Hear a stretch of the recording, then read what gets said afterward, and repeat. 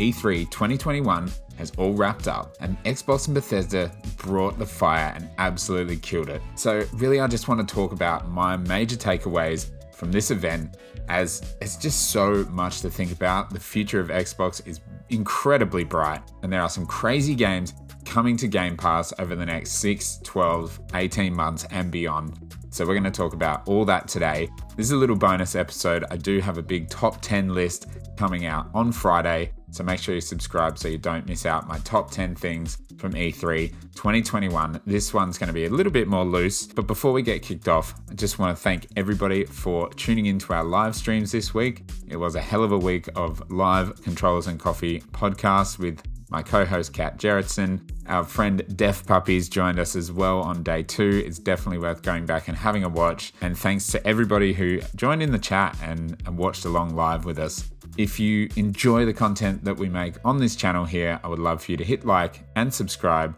and follow me over on Twitter at Direct Gaming as well, because it's not slowing down. There's so much more content coming and Xbox are really pulling out all the stops this year. So let's cover it all in today's video.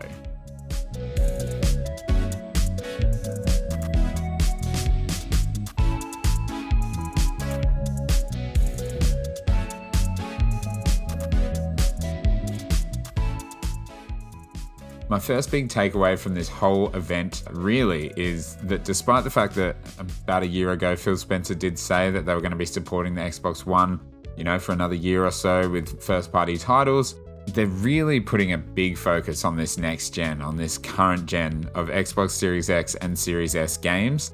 I mean, Flight Simulator is about to come out and it's not coming to Xbox One. No surprise there, but it is, PC and Series consoles exclusive. But there are just a lot of games that were in this conference today coming out in, some of them less than 12 months, and they are Series S and X exclusive on the console.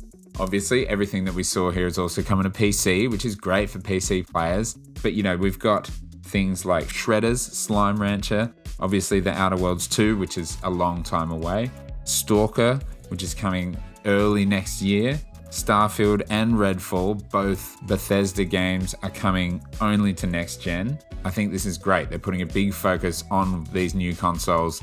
Obviously, we're getting Forza Horizon 5 this year and Halo, and they're going to be both on the last gen machines. But I think it's great to see such a focus coming to Xbox Series consoles and not getting stuck in the last generation. It's a funny flip from what it was last year with PlayStation really pushing next gen, and now we're hearing things like God of War and Horizon are going to be cross-gen, and even Gran Turismo. And look, that's great for the people who play on the old gen systems. It means you're getting more game experiences, but I love to see the focus in this conference from Microsoft for next gen. It's really great.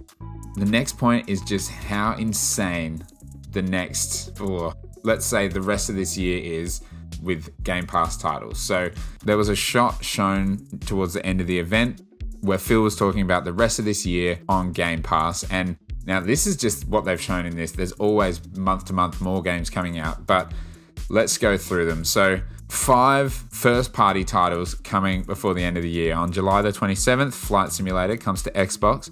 August 25th, Psychonauts 2 comes to all platforms. That game's also going to be on PlayStation, obviously, but it is coming to Game Pass August 25th.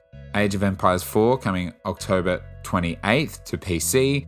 November 9th, we got the massive release of Forza Horizon 5. And then Holiday, which we're going to assume is either late November or early December, is Halo Infinite. And that's just the first party lineup. June, we've got Yakuza Like a Dragon. That game's already out now. And also Dungeons & Dragons Dark Alliance coming June 22nd. July the 29th, The Ascent. Hades on August 13th. August 19th, 12 Minutes. September 17th, Origami 2. Sable in September on the 23rd.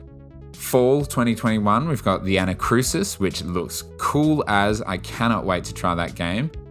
Fall again, we've got Scorn. October 12th, we've got Back 4 Blood. December, we have Shredders. And then 2021, we have Among Us, Hello Neighbor 2, and apparently The Gunk as well. So much coming to Game Pass, and that's just for the rest of this year, not to mention things like Stalker coming next year, Redfall summer next year as well, and then of course Starfield at the end of the year. And the crazy part about this conference is we didn't see Fable, Perfect Dark, Forza Motorsport, Hellblade 2. There are just so many games in the works. Wolfenstein 3, Indiana Jones. I mean, we don't know if Wolfenstein 3 exists, but we know that Indiana Jones does.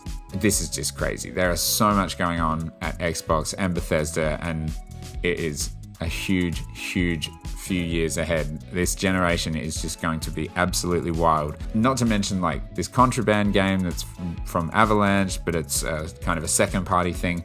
It's huge, it's massive, and it's so exciting. Another thing that I think is definitely worth mentioning is like going back and watching this show again.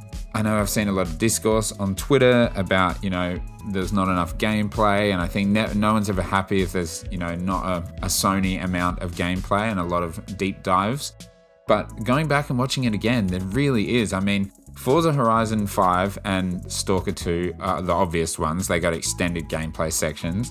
But we also got gameplay for Battlefield 2042, Back 4 Blood, Sea of Thieves, Psychonauts 2, Slime Rancher, Far Cry 6, Atomic Heart, pretty much everything that got shown except the campaign for Halo, The Outer Worlds 2, quite obviously, Starfield, and Redfall, we didn't actually see gameplay. And there are a few other little shorter ones, but there was so much gameplay, and some of it was shorter sections, but it was legitimately on-screen gameplay, even sometimes with the HUD and everything. So I think those naysayers on Twitter have got the wrong idea as always, and I think Xbox really brought it this year and showed off a lot of gameplay. The fact that they showed Stalker gameplay second in the event, I think that was a really bold move, because that's going to get a lot of people excited, but it's not a first party game.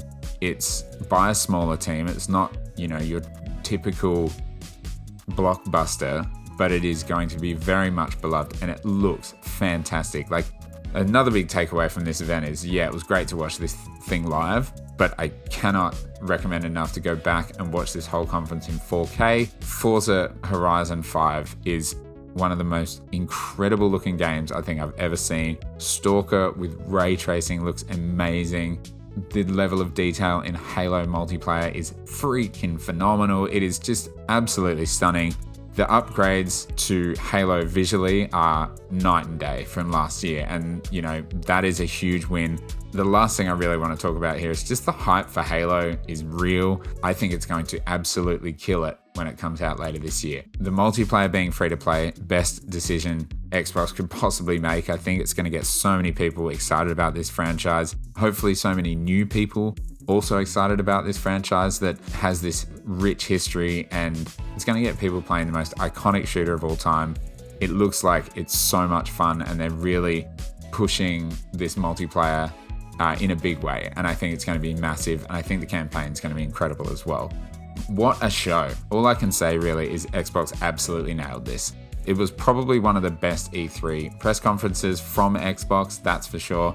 And some of it didn't hit me until I've watched it again or really thought about it, talked about it over the last couple of days on the podcast, and it was really impressive. There's so much happening with Xbox right now that it's just unbelievable. So congratulations to everybody at Team Xbox for putting on a great show. I can't wait to learn more about these games. I can't wait to play some of these games on Game Pass over the next few months. I've already got the pre-installs happening for Flight Sim, and the fact that you can see like Forza Horizon and stuff like that in the Game Pass app is great now, although I'll definitely be buying the Ultimate Edition of that game because I love Forza Horizon so much. But let me know your thoughts down below about everything you thought about the Xbox and Bethesda Games Showcase, what you thought about all of E3, and we'll talk to you again soon. Until next time, peace.